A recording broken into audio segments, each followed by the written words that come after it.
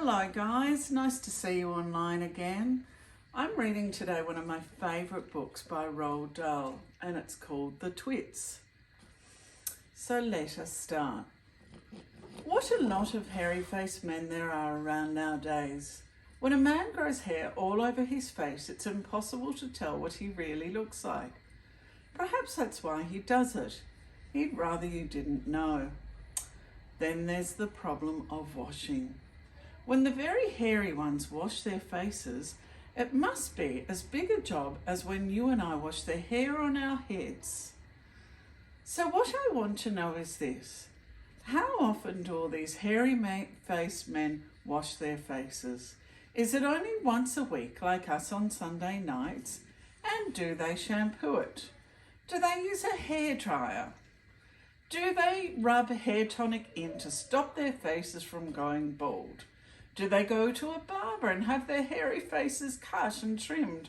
Or do they do it themselves in front of a bathroom mirror with nail scissors? I don't know. But the next time you see a man with a hairy face, which will probably be as soon as you step out on the street, maybe you will look at him more closely and start wondering about some of these things. Mr. Twit was one of these very hairy-faced men. The whole of his face, except for his forehead, his eyes and nose, was covered with thick hair. The stuff even sprouted out in revolting tufts out of his nostrils and ear holes. Mr. Twit felt that this hairiness made him look terrifically wise and grand.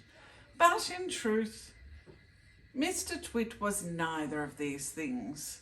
Mr. Twit was a twit. He was born a twit, and now at the age of 60, he was an even bigger twit than ever. The hair on Mr. Twit's face didn't grow smooth and matted as it does on most hairy-faced men.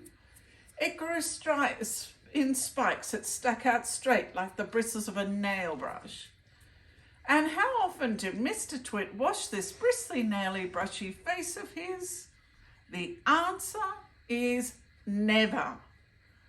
Not even on Sundays. He hadn't washed it for years.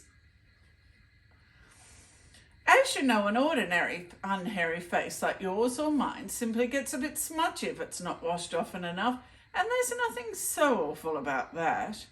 But a hairy face is a very different matter.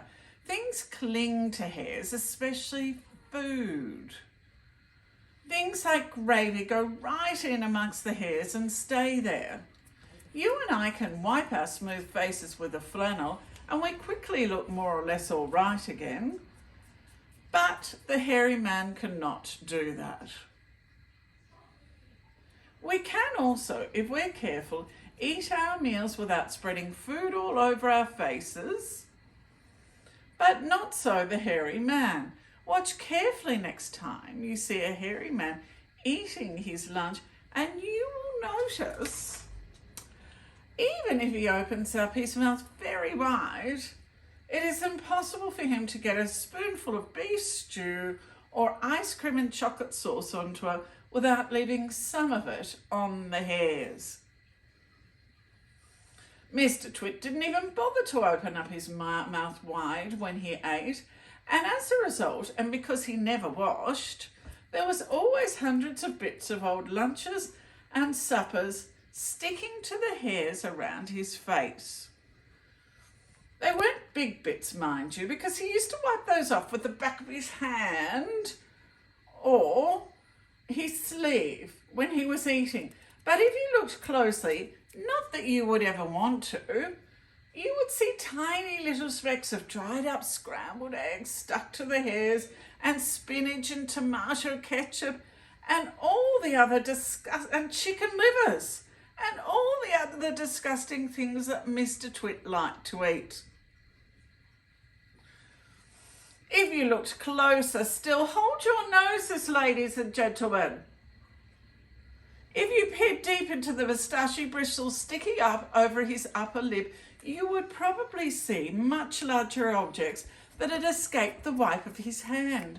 things that had been there for months and months, like a piece of maggoty green cheese or a mouldy old cornflake, or even the slimy tail of a tin sardine.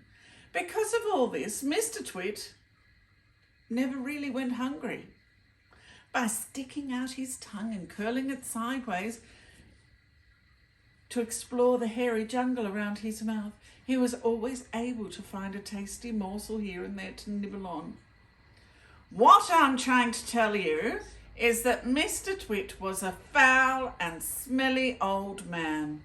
He was also an extremely horrid old man, as you will find out in a moment.